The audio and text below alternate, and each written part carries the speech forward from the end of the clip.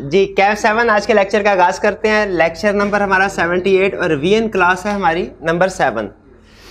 इसमें हम चैप्टर 6 को रिवाइज करने जा रहे हैं। चैप्टर 6 एक बड़ा चैप्टर है, एग्जाम पॉइंट ऑफ व्यू से इम्पोर्टेंट भी है, तो हम कोशिश करेंगे कि आज के लेक्चर में ये रिवीजन हो जाए, लेकिन अगर कंप्लीट ना हो सका तो फिर कल के लेक्चर में रिमेनिंग पार्ट को हम रिवाइज करेंगे। चैप्टर डील किस चीज़ से कर रहा है? ये चैप्टर डील कर रहा है मीटिंग्स से, कि एक कंपनी की जो मीटिंग्स हैं वो किस तरह से कंडक्ट होंगी। ठीक है, मीटिंग्स के डिफरेंट लेवल होते हैं। एक है शेयर होल्डर्स की मीटिंग, एक है बोर्ड मीटिंग, डायरेक्टर्स की मीटिंग, और दूसरा कंपनी के डिफरेंट ऑफिशियल जो हैं उनकी मीटिंग। याद रखिए, कंपनीज एक्ट डिस्कस करता है शेयर होल्डर्स की मीटिंग को, और डिस्कस करता है डायरेक्टर्स की मीटिंग को भी कुछ, लेकिन जो अदर मीटिंग्स होती हैं, अदर ऑफिशियल्स की मीटिंग, उनको कंपनीज एक्ट डिस्कस नहीं करता। तो इस चैप्टर में आप देखेंगे जो डिस्कशन हुई है वो मेनली फोकस उसका जनरल शेयर होल्डर्स की मीटिंग के ऊपर है, जिसे हम जनरल मीटिंग कहते हैं। ठीक है, बोर्ड मीटिंग के बारे में भी कुछ डिस्कशन हमारे सिलेबस में है, लेकिन जो ज़्यादा डिस्कशन है वो है शेयर होल्डर्स की मीटिंग, जिसे हम जनरल मीटिंग भी कहते हैं। शेयर होल्डर्स की 3 तरह की मीटिंग्स होती हैं। जो शेयर होल्डर्स की मीटिंग है उन्हें हम जनरल मीटिंग कहते हैं। उसकी 3 टाइप्स हैं, एक स्टैट्यूटरी मीटिंग, एक एनुअल जनरल मीटिंग और एक एक्स्ट्राऑर्डिनरी जनरल मीटिंग। ठीक है, स्टैट्यूटरी मीटिंग वो मीटिंग है जो कंपनी की फर्स्ट जनरल मीटिंग होती है। इनकॉर्पोरेशन के फौरन बाद कंपनी ने ये मीटिंग कंडक्ट करवानी होती है। एनुअल जनरल मीटिंग उस मीटिंग को कहते हैं जो हर साल होती है रूटीन में। और एक्स्ट्राऑर्डिनरी जनरल मीटिंग वो मीटिंग है जो कि अगर साल के दौरान में कोई स्पेशल सर्कमस्टेंसेस अराइज हों और जिसके लिए मेंबर्स की अप्रूवल लेने की ज़रूरत है किसी मैटर के ऊपर, तो उस वक्त फिर एक्स्ट्राऑर्डिनरी जनरल मीटिंग कंडक्ट करवाई जाती है, यानी जब ज़रूरत हो। Extraordinary general meeting required by law नहीं है। स्टैट्यूटरी मीटिंग और एजीएम तो रिक्वायर्ड बाय लॉ है, extraordinary general meeting required by law नहीं है, लेकिन अगर ज़रूरत पड़े तो मेंबर्स कंपनी उस मीटिंग एक्स्ट्राऑर्डिनरी जनरल मीटिंग को कंडक्ट करवा सकती है। तो हमारे सिलेबस में तीनों तरह की कंपनीज के बारे में कुछ रूल्स हैं। कुछ प्रोविजन तो ऐसी हैं जो कि हर तरह की कंपनी के ऊपर इक्वली अप्लाई होती हैं। जैसे नोटिस है कंपनी का, मीटिंग वो नोटिस हमने इशू करना है, किस तरीके से इशू करना है, किसको सर्व किया जाएगा, ये प्रोविजन कॉमन है। प्रॉक्सी के बारे में प्रोविजंस कॉमन है, लेकिन कुछ कंसेप्ट ऐसे हैं जो कंपनी टू कंपनी, जो मीटिंग टू मीटिंग डिफर करते हैं।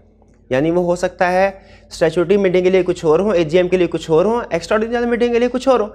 जैसे इसकी सबसे बड़ी एग्जांपल है मैटर जो डिस्कस किए जाते हैं। आपको पता है स्टैट्यूटरी मीटिंग में सबसे अहम मैटर क्या है? स्टैट्यूटरी रिपोर्ट डिस्कस की जाती है और कंपनी की फॉर्मेशन के वाले से कुछ डिस्कशन होती है। एनुअल जनरल मीटिंग में ऑर्डिनरी बिजनेस नॉर्मली डिस्कस किए जाते हैं, कभी कभार स्पेशल बिजनेस भी डिस्कस हो जाता है, और एक्स्ट्राऑर्डिनरी जनरल मीटिंग में स्पेशल बिजनेस। तो कुछ कंसेप्ट ऐसे हैं जो कॉमन है और कुछ कंसेप्ट ऐसे हैं जो कि टाइप ऑफ कंपनी, जो टाइप ऑफ मीटिंग है उस पर डिपेंड करते हैं। तो स्टार्ट करते हैं हम आज का लेक्चर। स्टार्ट करने जा रहे हैं हम जनरल मीटिंग के बारे में। सबसे पहले हम स्टडी करेंगे concept notice of general meeting. ठीक है, और ये कंसेप्ट हर तरह की कंपनी के लिए एप्लीकेबल है। हाँ, सम टाइम ऐसा होगा कि टाइप ऑफ हर तरह की मीटिंग के लिए एप्लीकेबल है, सम टाइम ऐसा होगा कि मीटिंग के लिहाज से कुछ मैटर्स एडिशनल भी ऐड हो जाएंगे। ठीक, तो पहला कंसेप्ट है हमारा वो जो है वो है calling of general meeting. General meeting से क्या मुराद है? शेयर होल्डर्स की मीटिंग। कॉलिंग के क्या मुराद है कि किस तरीके से इसको कॉल किया जाएगा। ये भाई जरा साइड पे कर लीजिए। किस तरीके से इसको कॉल किया जाएगा। ठीक है, पहला कंसेप्ट,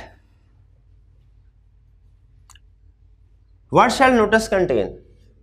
कोई भी मीटिंग, जनरल मीटिंग हो, उसका नोटिस मेंबर्स को इशू किया जाएगा, बिल्कुल किया जाएगा। इस नोटिस में क्या चीजें होंगी? अच्छा, ये आईकैप ने 3-4 दफा क्वेश्चन पूछा हुआ है और ज्यादा मार्क्स के साथ पूछा हुआ है कि जब एक कंपनी अपने एजीएम का नोटिस सेंड कर रही है, बताइए उस नोटिस में क्या क्या इंफॉर्मेशन होगी और उसके साथ क्या क्या चीजें अटैच की जाएंगी। ठीक है, ये दोनों तरह के हमने पॉइंट्स क्वेश्चन में लिखने होते हैं। तो सबसे पहले नोटिस में क्या होगा? डेट, किस डेट पे जहाँ मीटिंग कंडक्ट हो रही है, और आर से मतलब टाइम, किस वक्त, 8 बजे, 9 बजे, 10 बजे। क्योंकि आपको पता है टाइम हमारे लिए किस लिए अहम होता है, हमने देखना होता है कि विद एक तो चेयरमैन के पॉइंट ऑफ व्यू से कि 15 मिनट के अंदर अंदर चेयरमैन का मौजूद होना जरूरी है, और उससे ज़्यादा अहम चीज़ कोरम, प्रॉक्सी फॉर्म के लिए भी और कोरम के लिए भी। ठीक है, ये इन 2-3 चीज़ों के लिए, और यानी टाइम, जिस टाइम पे मीटिंग कंडक्ट हो रही है, ये अहम होता है। और फिर प्लेस। अच्छा चलिए कंसेप्ट तो रिवाइज करना ही है आज। आपसे पूछता हूँ, अगर 15 मिनट के अंदर चेयरमैन मौजूद नहीं है मीटिंग में, फिर क्या होगा? वो डिपेंड करता है। या चेयरमैन मौजूद है लेकिन अनविलिंग है, तो फिर डायरेक्टर में से कोई चेयरमैन नॉमिनेट कर दिया, उसको इलेक्ट कर लिया जाएगा। और अगर कोई भी डायरेक्टर मौजूद नहीं है या डायरेक्टर अनविलिंग है, तो फिर मेंबर्स में से किसी को चेयरमैन इलेक्ट कर लिया जाएगा। ये तो था चेयरमैन वाला कंसेप्ट। फिर इसका प्रॉक्सी वाला कंसेप्ट। प्रॉक्सी वाला कंसेप्ट क्या है? कि जिस टाइम पे मीटिंग कंडक्ट हो रही है उससे 48 आवर्स पहले आप प्रॉक्सी फॉर्म सबमिट करवा सकते हैं। अगर 48 आवर्स से कम टाइम हो तो प्रॉक्सी फॉर्म सबमिट इनवैलिड हो। और इसमें छुट्टी वाला दिन एक्सक्लूड कर देना, ठीक है। यानी अगर दरमियान में कोई पब्लिक हॉलीडे आ गया तो इसका मतलब है आप 48 आवर्स से पहले भी सबमिट करवा सकते हैं, क्योंकि पब्लिक हॉलीडे के 24 घंटे काउंट नहीं होंगे। और जो तीसरा कंसेप्ट था हमारा प्रॉक्सी कोरम वाला, अगर अच्छा कोरम के लिए टाइम क्या था? 15 मिनट, 30 मिनट या 1 घंटा? 30 मिनट, 30 मिनट। 30 मिनट्स के अंदर अगर कोरम प्रेजेंट नहीं है तो क्या होगा?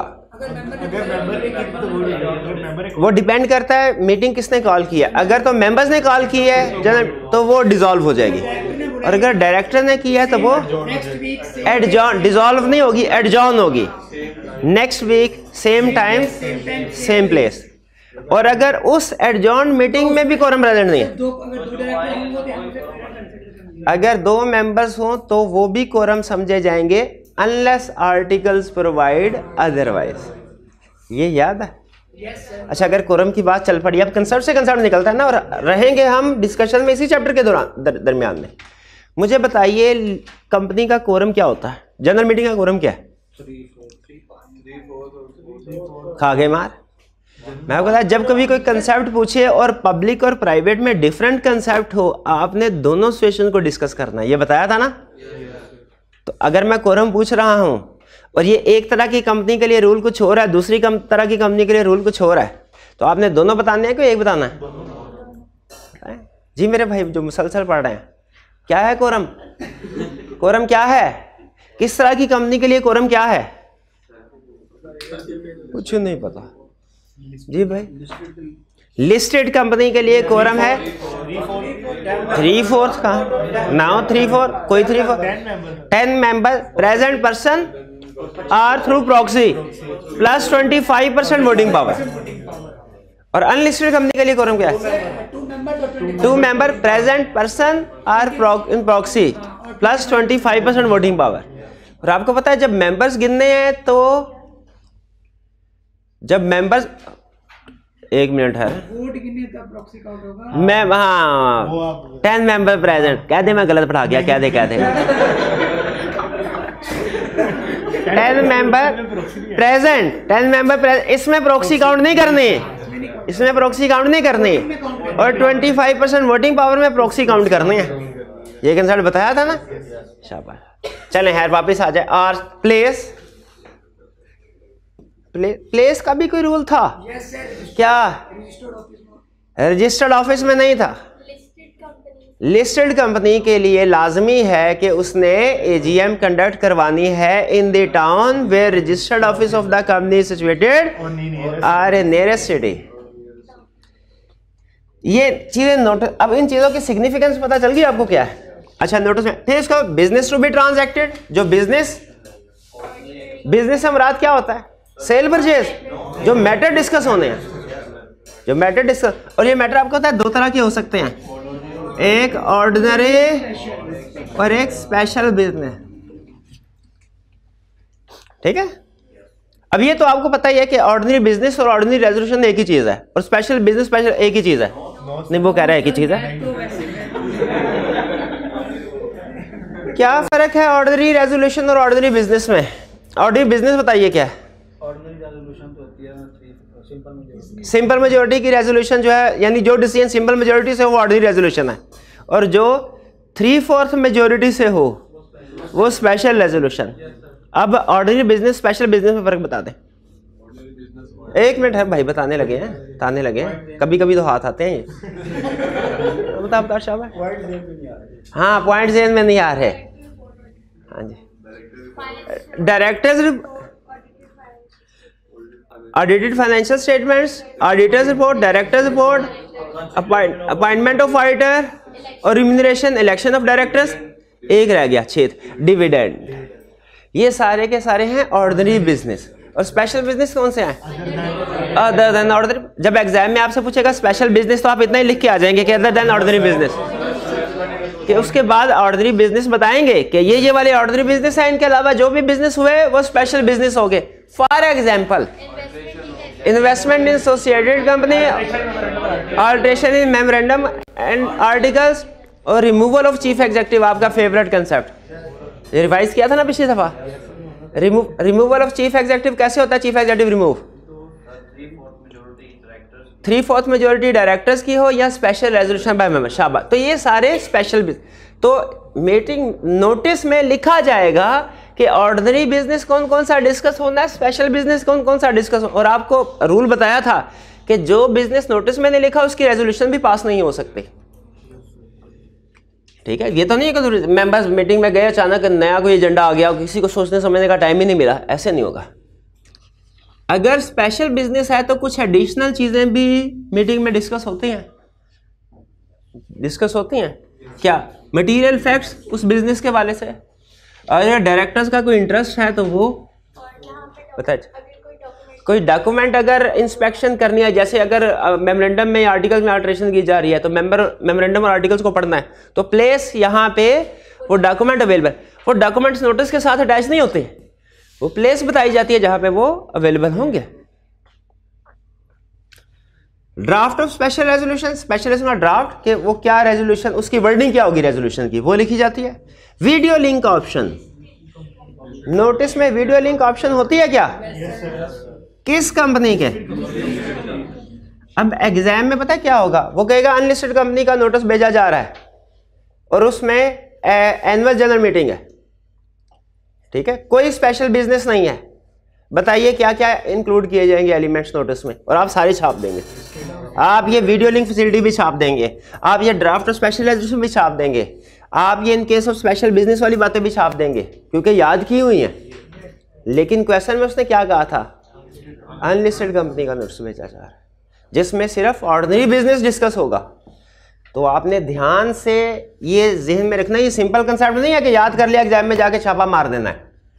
आपने ये देखना है कि किस सिचुएशन में कौन सा एलिमेंट आ रहा है, ये एलिमेंट किस सिचुएशन में है, ये तो हर सिचुएशन में आ रहा है, ये किस सिचुएशन में है, ये किस में, ये किस में, ये किस में। इन एलिमेंट्स का ध्यान रखना है, टाइप ऑफ कंपनी या जो उसने इंफॉर्मेशन दिया क्वेश्चन के अंदर उसको सामने रखते हुए। Video link option listed company करवाती है खुद से? कौन से मेंबर? 10% share holder. और कब अप्लाई करे तो 7 डेज के 10 डेज, 7 डेज के 10 डेज, पक्की बात है। चलिए गुड।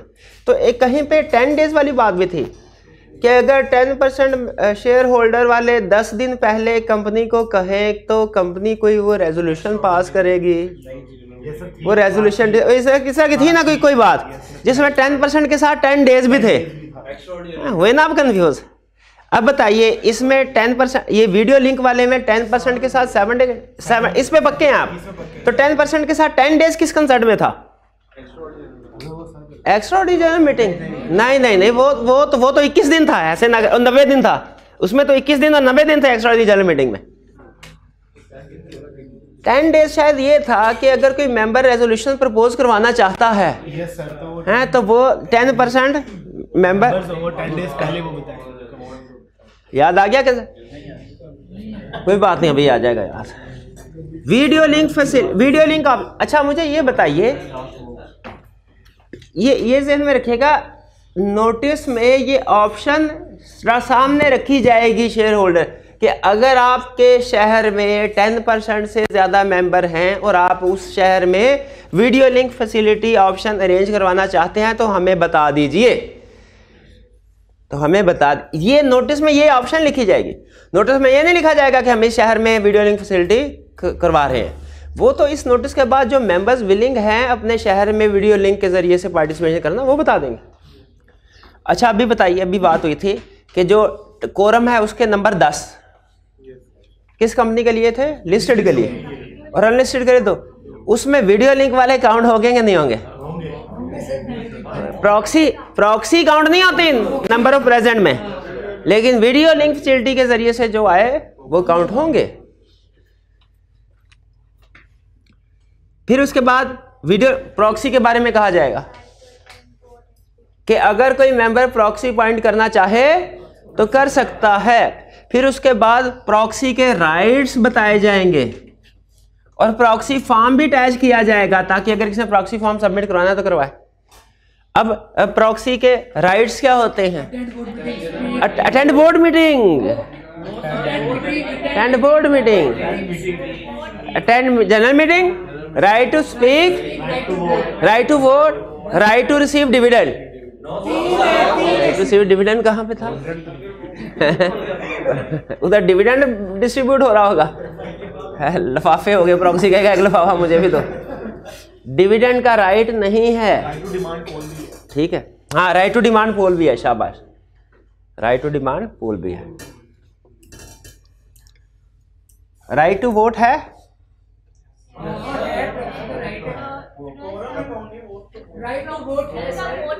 और अगर मैं कहूं नहीं है, और अगर मैं कहूं नहीं है,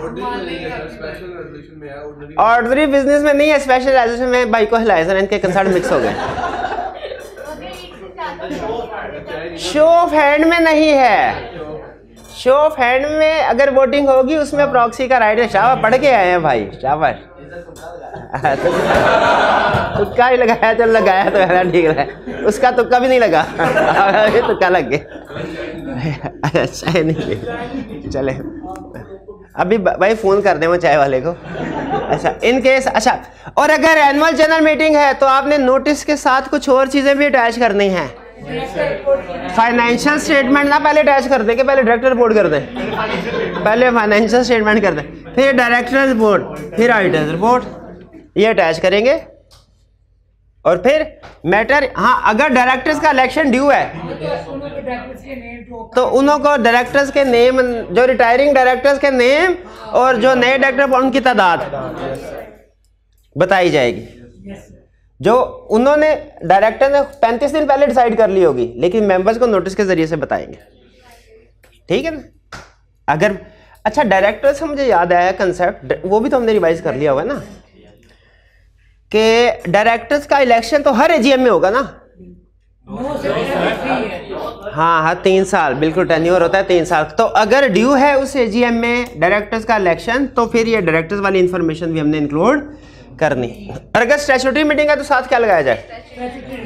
statutory report. whom and how to send notice, किसको नोटिस सेंड करना है और कैसे करना है। whom किसको, अच्छा पहले बताया करना किस किस को है? मेंबर्स को।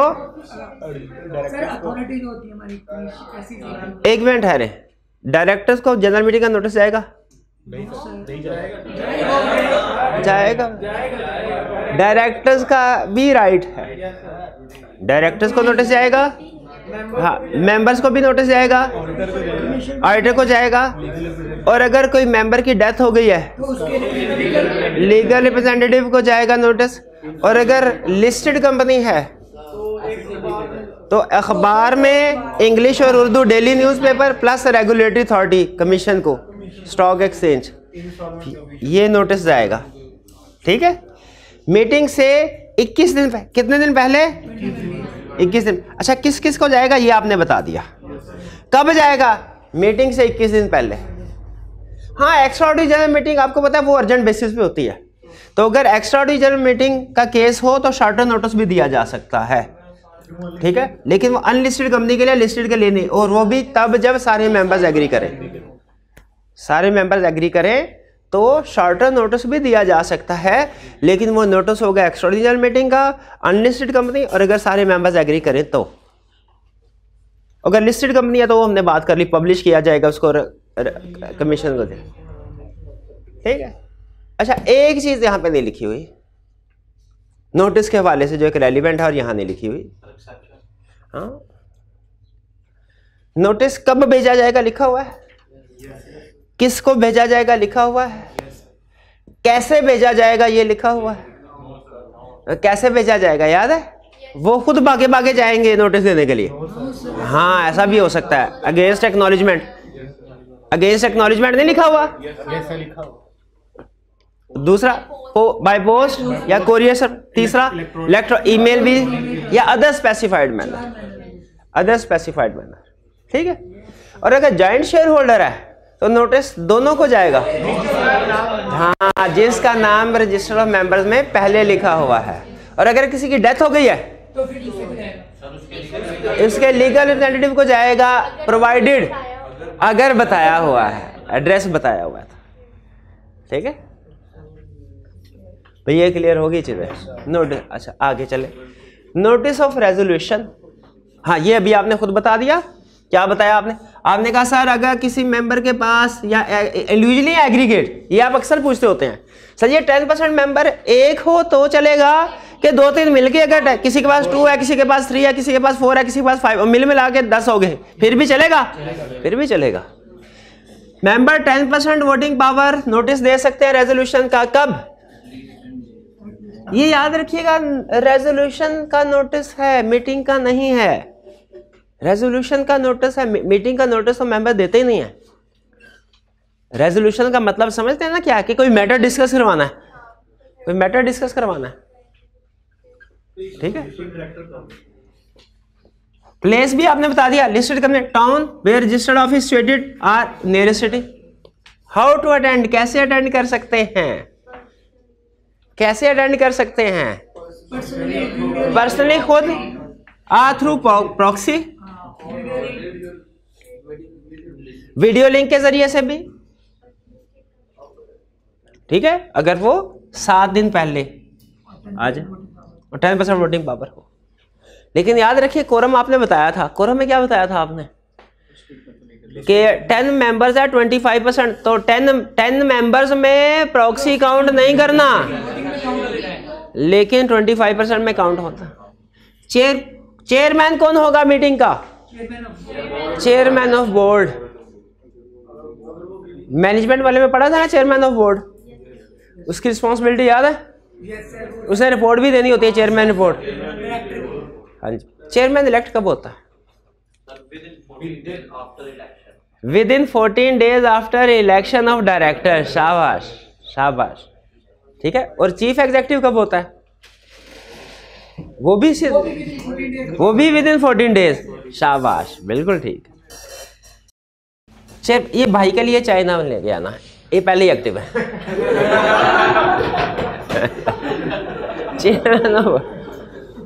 चेयरमैन ऑफ बोर्ड और एनी इलेक्टेड डायरेक्टर, यानी अगर चेयरमैन नहीं है 15 मिनट में आया या वो अनविलिंग है तो डायरेक्टर में से कोई आ जाएगा। और अगर डायरेक्टर भी कोई नहीं है या अनविलिंग है तो मेंबर्स। ठीक है, ये एनी मेंबर तो इलेक्टेड नहीं होता ना भाई। नोटिस ऑफ अब देखिए, फर्ज कीजिए डायरेक्टर ने नोटिस भेजा कि हम मीटिंग कंडक्ट करवाना चाहते हैं, एजीएम, उसमें डिविडेंड डिस्कस होगा, फाइनेंशियल स्टेटमेंट डिस्कस होंगी, डायरेक्टर रिपोर्ट डिस्कस होगी, ऑडिटर की अपॉइंटमेंट डिस्कस होगी। एक मेंबर को ख्याल आया क्यों ना लगे हाथों, मेंबर को ख्याल आया लगे हाथों इसी मीटिंग में चीफ एग्जीक्यूटिव को भी रिमूव कर दें। अब डायरेक्टर ने तो वो मैटर, वो रेजोल्यूशन नोटिस में डाली ही नहीं। तो रूल क्या है कि जो मैटर रेजोल्यूशन आपने नोटिस में इंक्लूड नहीं की ना, वो पास नहीं हो सकती।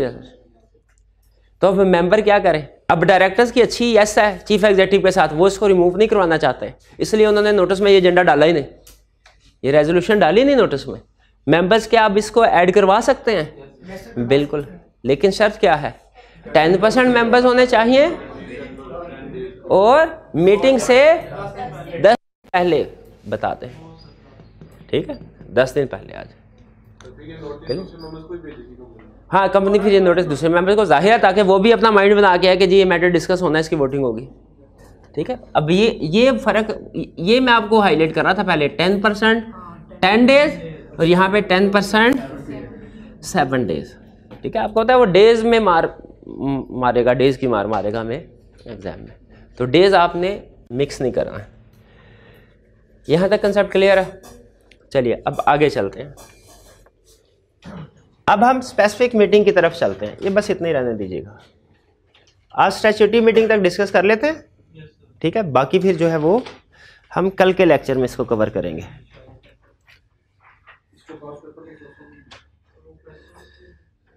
जी जी जी, क्वेश्चन भी आपको प्रोवाइड कर लेंगे। और बताएं। नहीं, कल टेस्ट नहीं होगा फिर।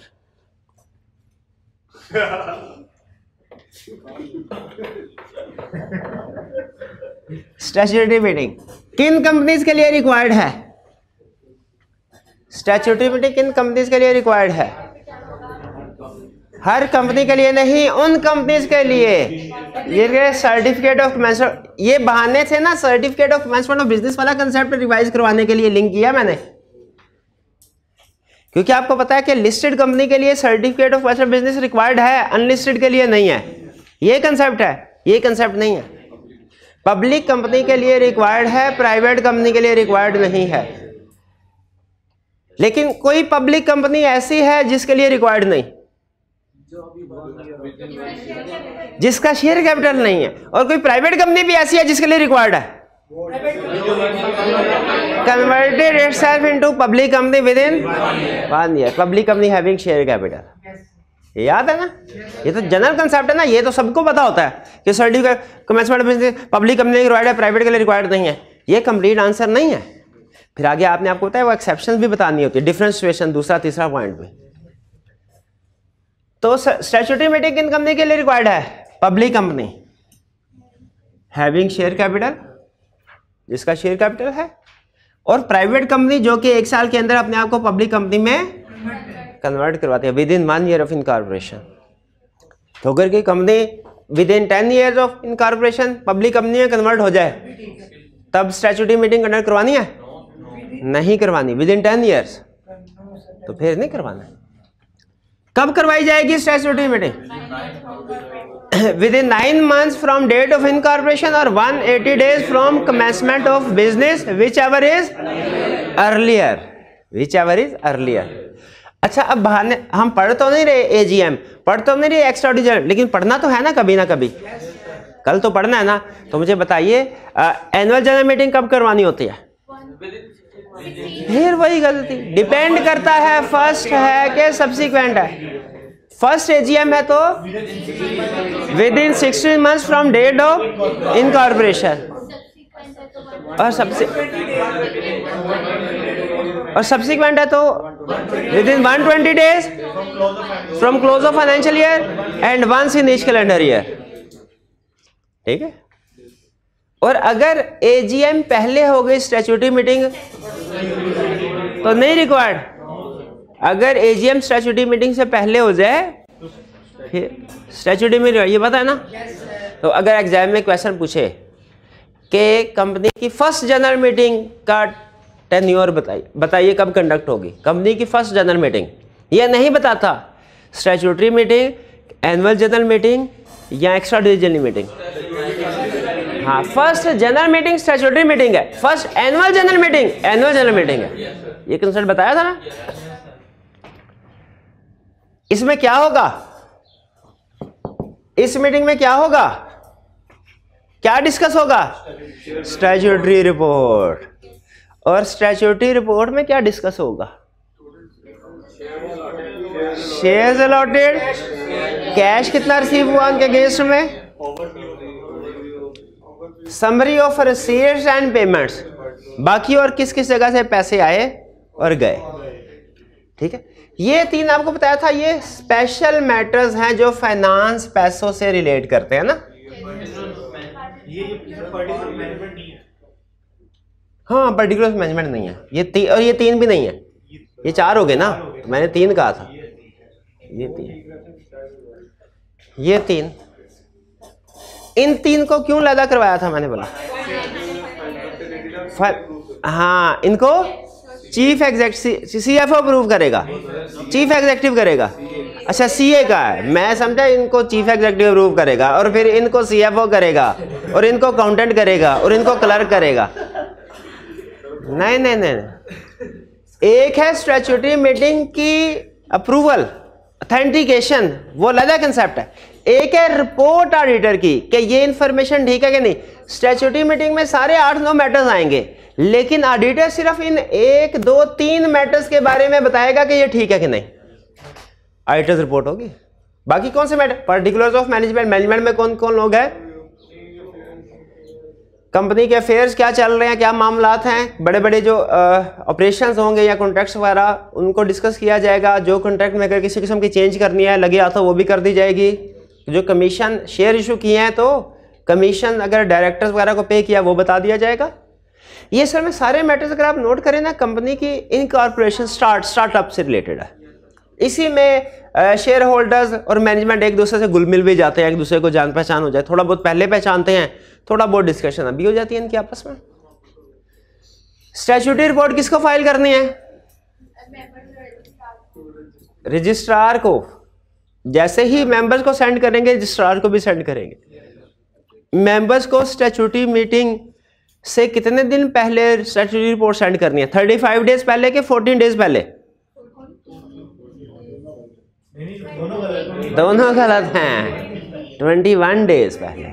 नोटिस के साथ ही भेजेंगे ना स्टैट्यूटरी रिपोर्ट, तो नोटिस का पीरियड क्या है, 21 डेज एटलीस्ट। ऑडिटर्स रिपोर्ट आपको बता दिया। सर्टिफाई कौन करेगा, चीफ एग्जीक्यूटिव, 1 डायरेक्टर, और लिस्टेड कंपनी है तो सीएफओ। अच्छा, यही चीजें किसी और केस में भी थी, यही चीजें मैंने किसी और कंसर्न में भी पढ़ी थी कि ये सर्टिफाई करेगा, साइन करेंगे एक चीफ। उसमें फाइनेंशियल स्टेटमेंट्स थी, एनुअल फाइनेंशियल स्टेटमेंट्स के, हाफ ईयरली के, क्वार्टरली, हर तरह की फाइनेंशियल स्टेटमेंट्स की अप्रूवल का यही रूल था। नहीं, उसमें एक ये भी मैंने कंसर्न पढ़ा था कि चीफ एग्जीक्यूटिव पाकिस्तान में नहीं है तो पता नहीं क्या होना था, कुछ होना था। तो 2 डायरेक्ट, वो कंसेप्ट कौन सा था, फाइनेंशियल। तो इसका मतलब है स्टैट्यूटरी रिपोर्ट की अप्रूवल का और फाइनेंशियल स्टेटमेंट की अप्रूवल का एक ही कंसेप्ट है। फर्क सिर्फ यह है कि फाइनेंशियल स्टेटमेंट में एडिशनली कहा जाता है कि पहले डायरेक्टर्स अप्रूव करेंगे, अप्रूव डायरेक्टर करेंगे, साइन ये लोग करेंगे, अप्रूव डायरेक्टर्स करेंगे। ऑथेंटिकेशन ऑफ फाइनेंशियल स्टेटमेंट का कंसेप्ट क्या है, अप्रूव डायरेक्टर्स करेंगे। तो देखिए, एक कंसेप्ट है 4 जगह पे चल गया, एक कंसेप्ट 4 जगह पे चल गया। कंसेप्ट कौन सा है कि अप्रूवल करेगा चीफ एग्जीक्यूटिव, एक डायरेक्टर, और अगर लिस्टेड कंपनी है तो सीएफओ। एक कंसेप्ट 4 जगह पे किस किस जगह पे चल गया, स्टैट्यूटरी मीटिंग में चल गया, स्टैट्यूटरी रिपोर्ट की authentication, approval of financial annual financial statement, approval of half yearly financial statement, और approval of quarterly financial statements. ठीक है। अच्छा, ये भाई मुझे बताएंगे क्वार्टरली फाइनेंशियल स्टेटमेंट्स की अप्रूवल उसने पूछा कौन कौन करेगा। क्या हम ये लिखेंगे आल्सो बाय सीएफओ ब्रैकेट में इफ लिस्टेड कंपनी? सर नहीं ना सर, वो क्वार्टरली तो बनाती है लिस्टेड। हाँ, क्वार्टरली तो बनाती ही लिस्टेड है। शाबाश, ये मुश्किल सवाल था। इसमें सिर्फ सीएफओ लिखा जाएगा, इफ लिस्टेड नहीं लिखा जाएगा। वो खुद भी हैरान है कंसेप्ट कहां से आ रहे हैं आज। लिस्टेड, उस केस में फिर लिस्टेड नहीं लिखा जाएगा। अच्छा, एक कंसेप्ट 4 जगह पे आ गया, उसी तरह एक और कंसेप्ट है जो 3 जगह पे आता है और इस चैप्टर में भी है, कोर्ट में अप्लाई करना हो। कोर्ट में अप्लाई करना हो। वो कंसेप्ट कौन कौन से हैं? जनरल मीटिंग या उसकी प्रोसीडिंग्स को नल एंड वाइड करार देना, इलेक्शन ऑफ डायरेक्टर्स को नल एंड वाइड करार दिलवाना, वेरिएशन शेयर होल्डर, इन तीनों के लिए तकरीबन कह रहा हूं तकरीबन, क्योंकि एंड पे जाके जो साबित करना है ना उसमें फर्क आता है थोड़ा सा। तकरीबन एक जैसे कंसेप्ट है, क्या